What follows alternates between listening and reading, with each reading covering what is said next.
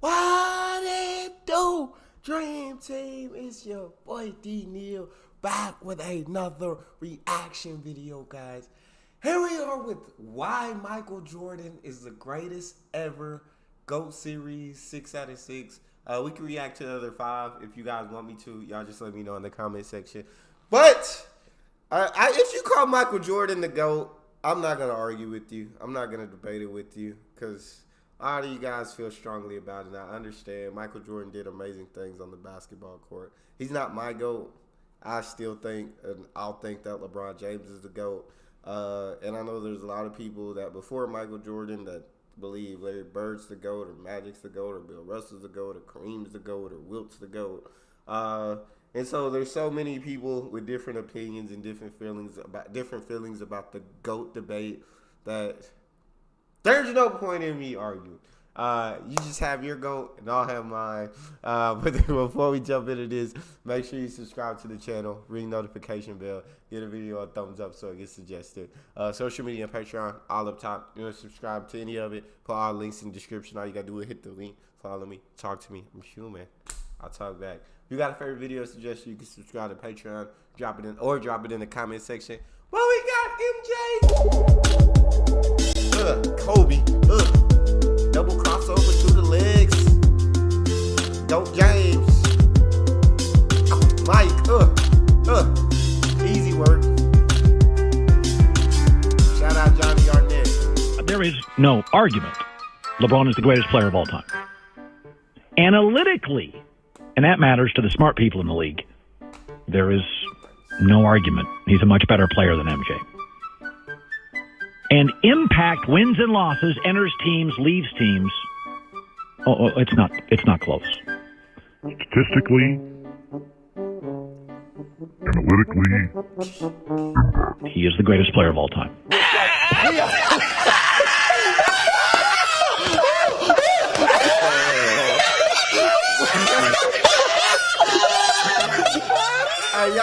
Hey, stop laughing at my boy. He's not lying. He said, I heard no lies in anything that he said. I heard no lies.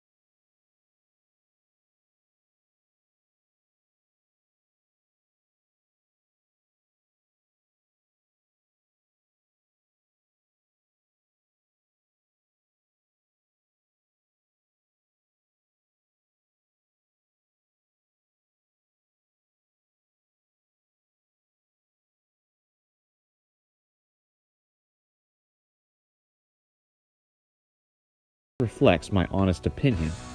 Michael Jordan is the greatest player of all time, and for reasons similar to what Colin was saying. We're just talking about different players. No one has a more well-rounded and more complete resume than Michael Jordan. There's almost no holes in his legacy. Remember when Colin was talking about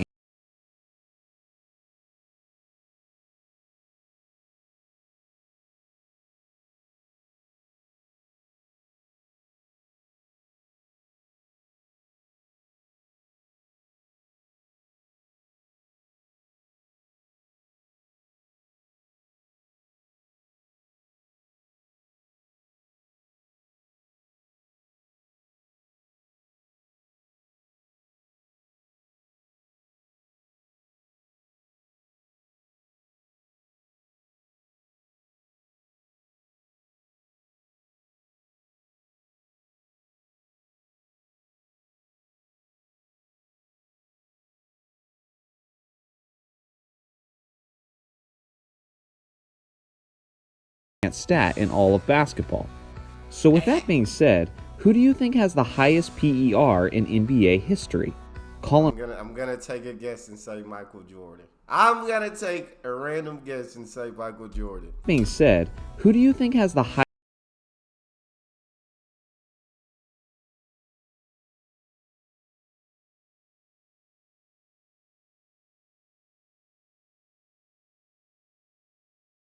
laughable? Let's go down the list and you'll see why. Michael was analytically more efficient than LeBron James based on the most popular analytic in advanced stats.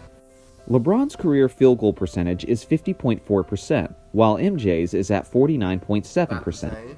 It's easy to look at this stat and simply conclude that LeBron was the more efficient player, which many people do. It's about the same. 49.7, 50.4 is not really a difference there. I wouldn't say that's easy to look at this stat and simply conclude that LeBron was the more efficient player, which many people do. But that would be lacking context, and you would be ignoring positions.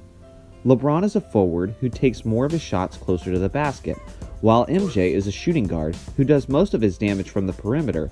Hell, it's within the role description. Out of the top 100 scorers in NBA history, LeBron is ranked 6th among small forwards in field goal efficiency. Out of the top 100 scorers of all time, Michael Jordan is the second most efficient shooting guard in NBA history. The only pure shooting guard to have shot more efficiently than Jordan was Walter Davis, who had over 10,000 points less than Jordan and shot what's that dude?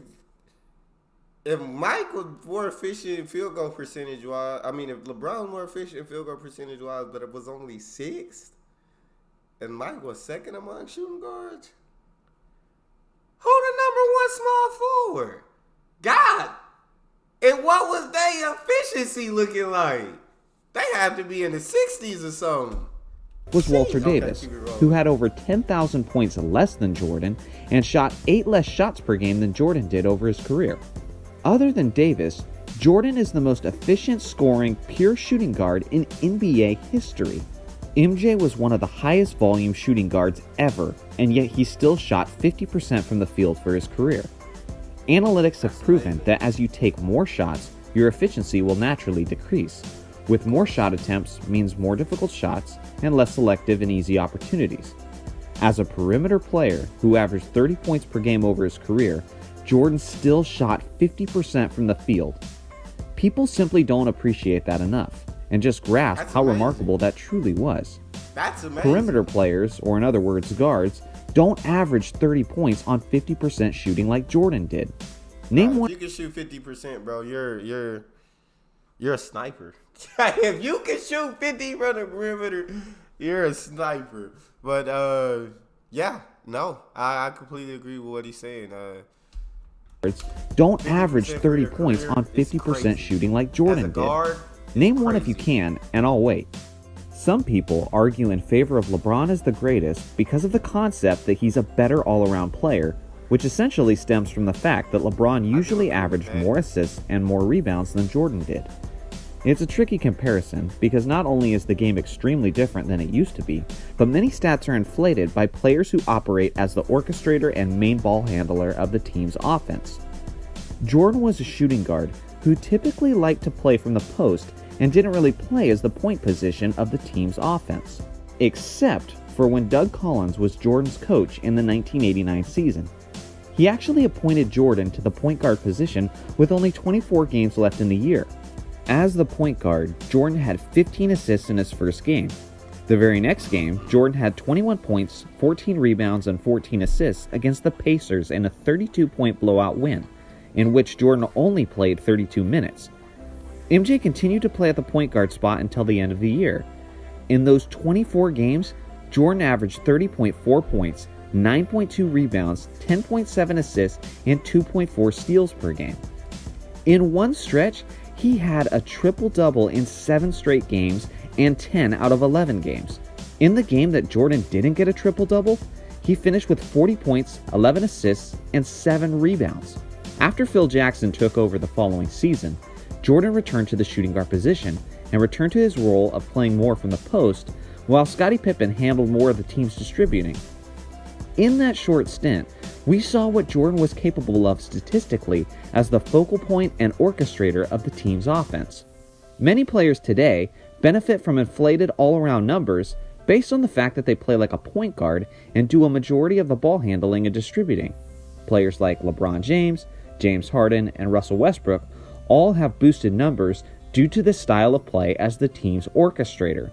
When Jordan was given that role, simply put, he put up numbers that were worthy of being the greatest all-around player in NBA history. One of the most separating aspects of the comparison between Jordan and LeBron is on the defensive end of the floor, in which case, it is not close. Jordan averaged by far more steals per game and is third all-time on the steals list. Despite the fact that LeBron has already played over 100 games more than Jordan did, LeBron is still almost 600 steals behind Jordan. Despite the fancy chase down blocks throughout LeBron's career, Jordan actually averaged more blocks per game, despite the fact that he's a guard who's 3 inches shorter than LeBron and around 50 pounds lighter.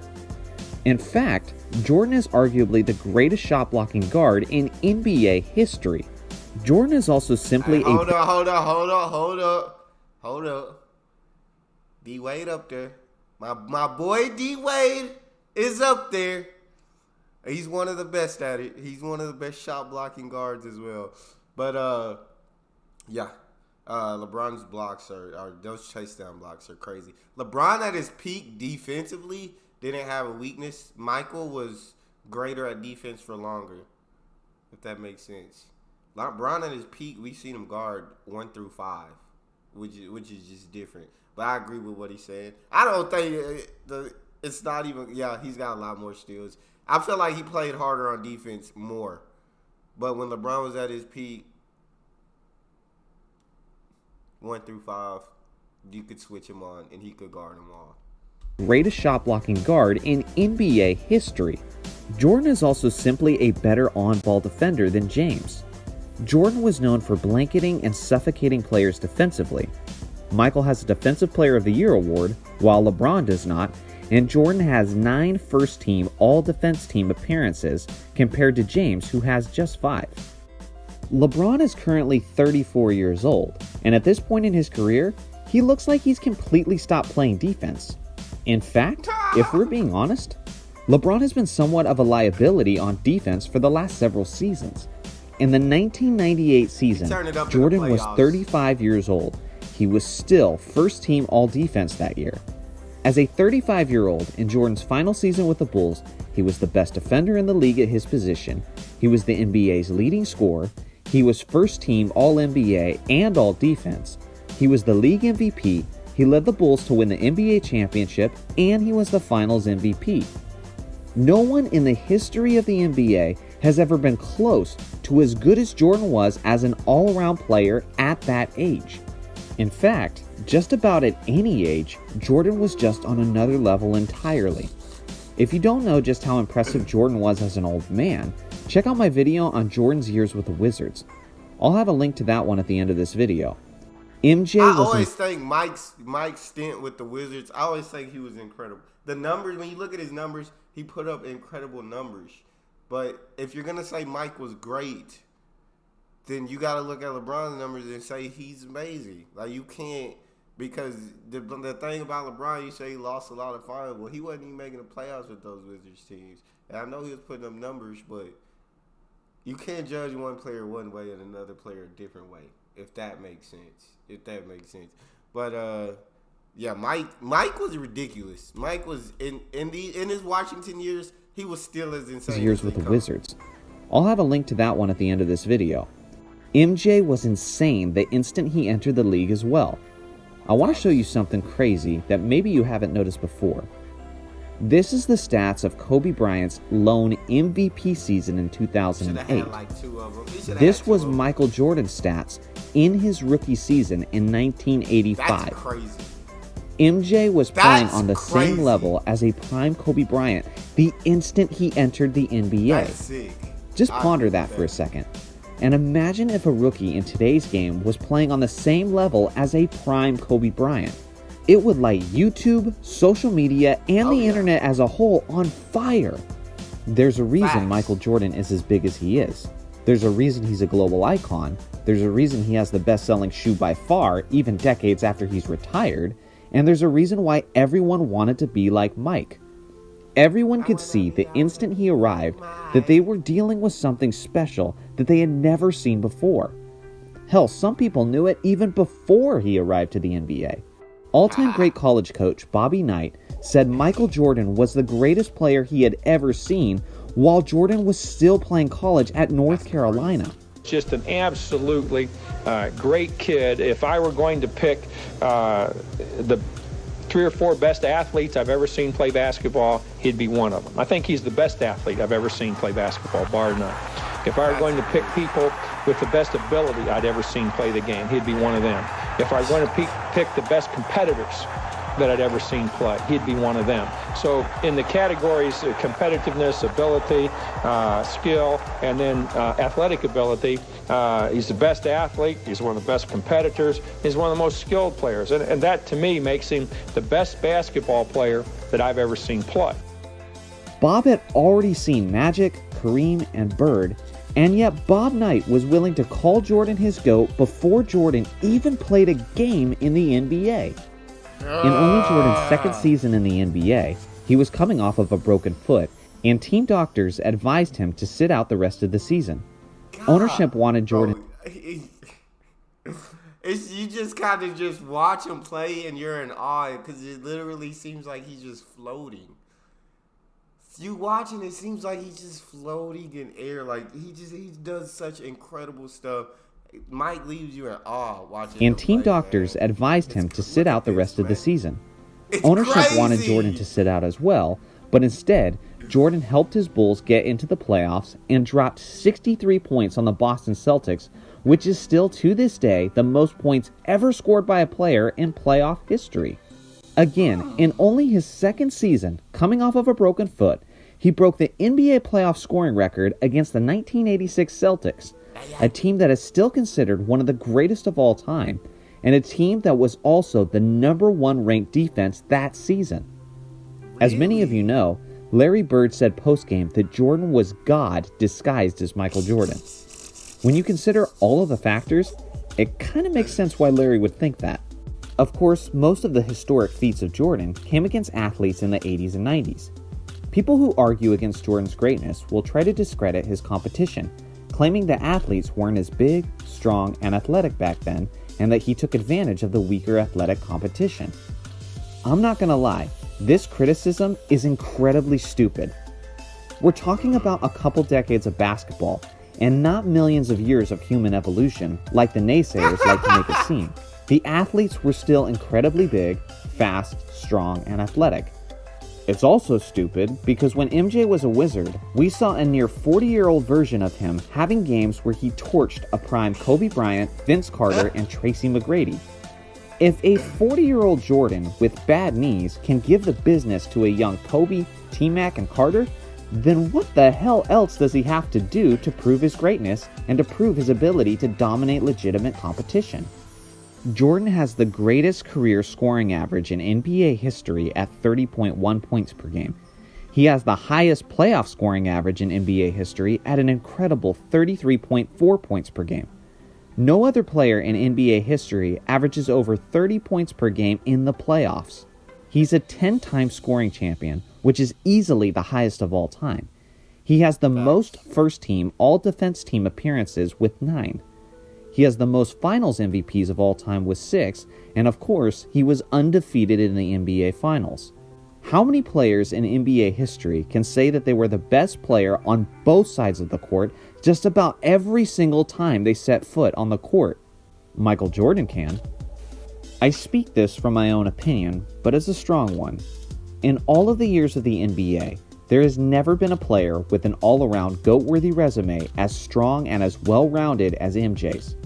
If you want to call Bill Russell the GOAT, that's fine, but he didn't dominate offensively and statistically like Jordan did. Wilt Chamberlain? That's fine. He was a freak athlete and put up crazy numbers, but he didn't win nearly as much and thrive in the playoffs to the extent that Jordan did. LeBron James? That's fine, but he didn't dominate the game on both sides of the ball at the same level that MJ did. If you want to say that Kareem or Kobe is the greatest, fine, but they weren't the definitive alpha on all of their championship teams like Jordan was. When you consider everything that factors into the GOAT conversation, he's the clear choice. Statistical dominance and records, check. Legendary scorer, check. All-time great defender, check. The clear alpha of his team throughout his career, dominated his era, and won plenty of championships and finals MVPs. Check, check, and check. He's simply the only player ever who covers every criteria. This is why Michael Jordan is clearly the greatest player of all time. I respect this take. I respect that take. You know what I'm saying? Coming from that perspective, I completely understand where he's coming from. Like I said, if Mike's your GOAT, I'm not going to argue or debate you about it. He's just number 2 on my list. Yeah, I guess that's all. He's just number 2 on my list. I've just watched LeBron, and I watched dominance for so long. For the longevity is absolutely ridiculous. At his peak, he was absolutely sick. And if he wanted to get scoring championships every year, he could. Just like you saw that Mike could get when they put the ball in his hands, could get the passes, could get the rebounds. When he was, if they told LeBron your job is to score the ball, we know what would happen. But shout out Mike, shout out this video. This was an incredible video. I definitely respect this take, and I definitely understand why he feels that Mike would be the greatest ever. That's all we got for this one, though. If you guys got a favorite video you want to see me react to, you can subscribe to the channel, ring notification bell, get a video a thumbs up so it gets suggested. Social media and Patreon all up top. You want to subscribe to any of it? Put all the links in the description. All you got to do is hit the link, follow me, talk to me. Love talking to you guys. You guys are the most incredible team on YouTube. It's your boy D Neal. Out.